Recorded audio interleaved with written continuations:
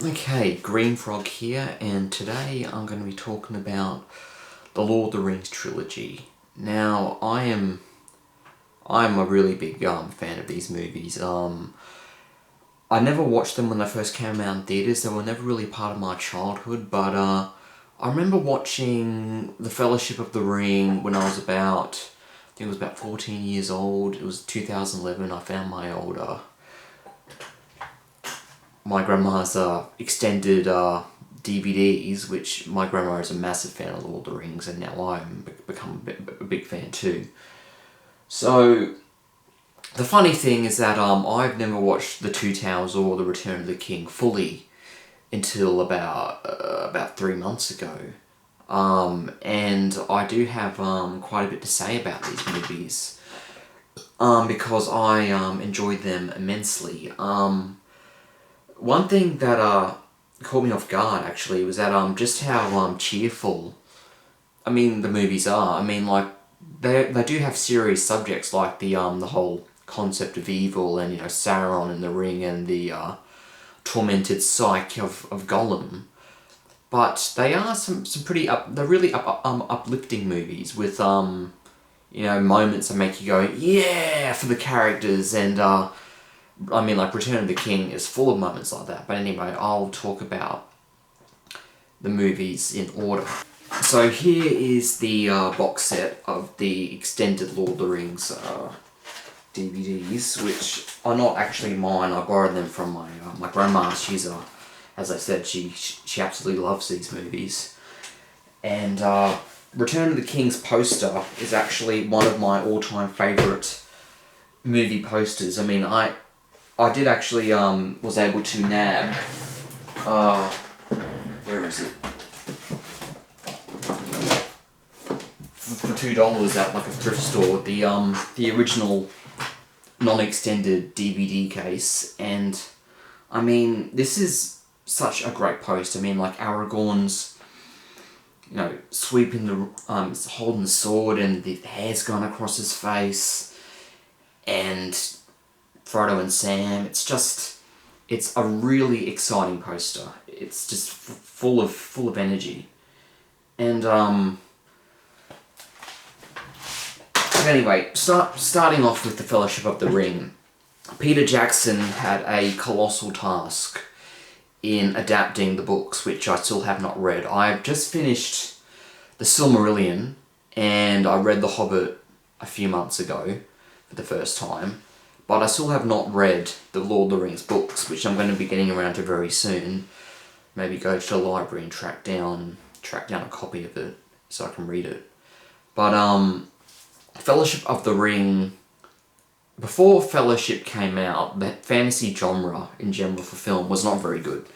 Nobody really wanted to pay to see a fantasy because, to be honest, before Lord of the Rings, there was never a real big budget high fantasy film that was able to make as much money and be able to gain such traction and success as Fellowship did. There were adventure movies. You had Indiana Jones, you had sci-fi adventure Star Wars, and I guess Labyrinth with David Bowie and The Neverending Story were good fantasy films, but they were few and far between. But when Fellowship of the Ring came out, it kind of changed everything. Now the fantasy genre was like cool again and was made modern, even though, but yeah, it was now very realistic to make a movie that's in the fantasy genre to have a high gross after Fellowship came out.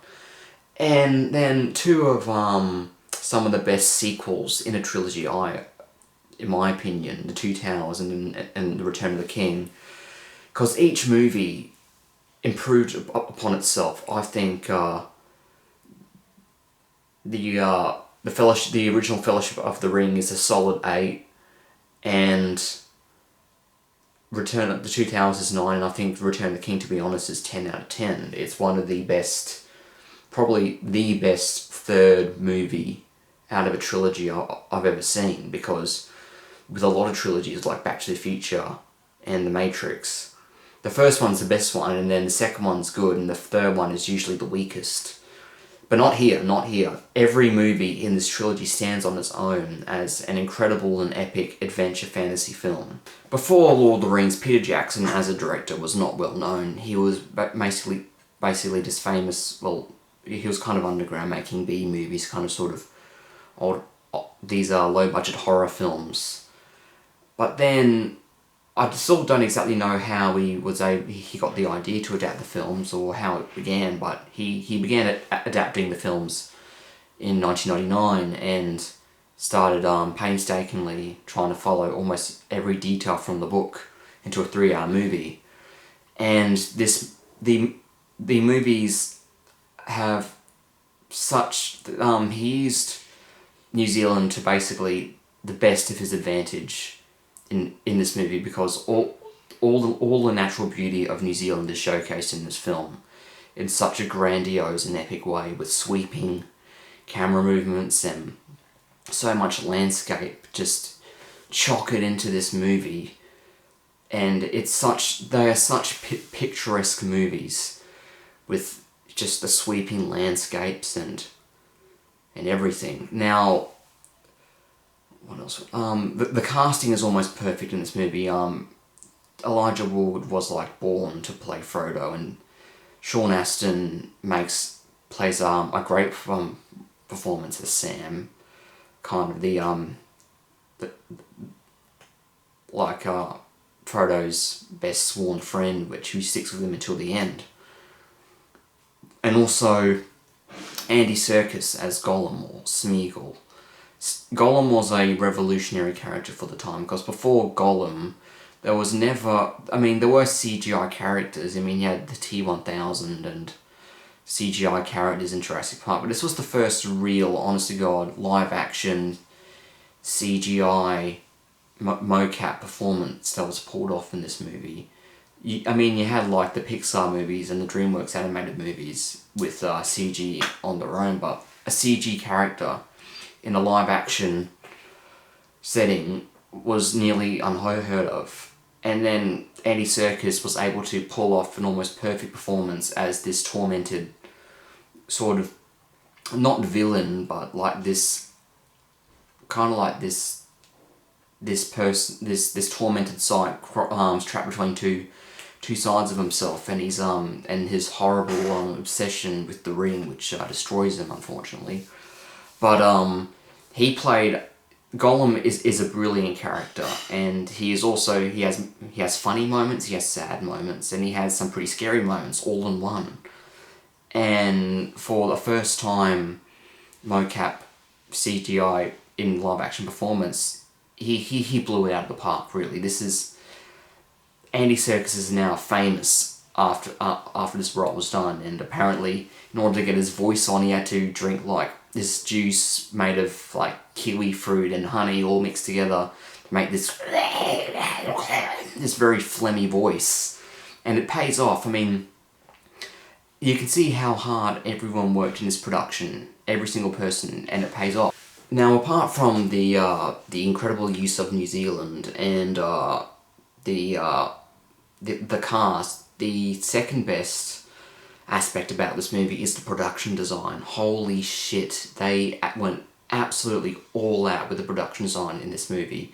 Weta Workshop, led by Richard Taylor, was very passionate, extremely passionate about Peter Jackson's vision for the Lord of the Rings trilogy, and they worked together non-stop, making every last sword, arrow, piece of armor, helmet, everything, orc design, as well as them having to learn how to use a computer for Gollum. And it just shines all the way through this movie. Everything was crafted to the slightest detail. Everything that didn't need to be CG, they didn't do CG. Most of the orcs you see in this movie are real makeup, real prosthetics.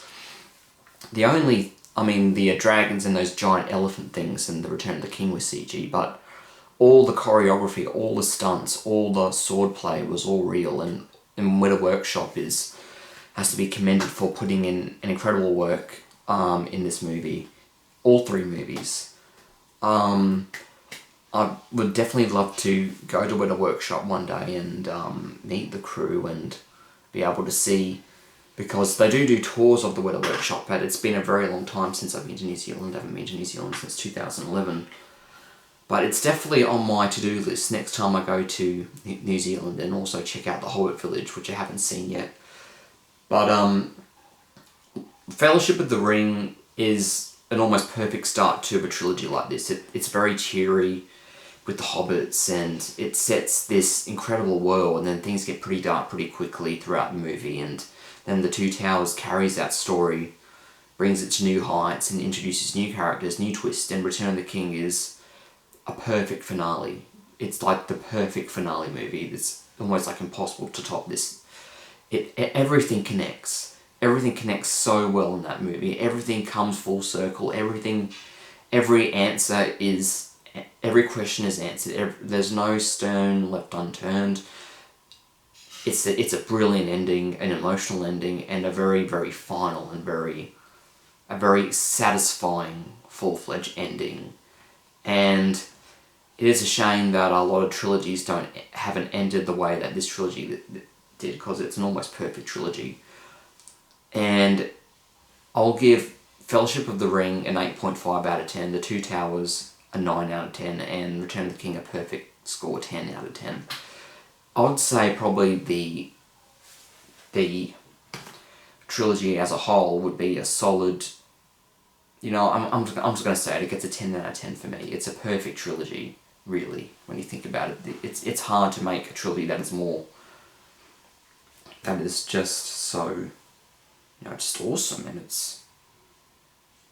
it is a perfect visual filmmaking storytelling right here. If you haven't seen it, see it already. It is an incredible ride. See you soon.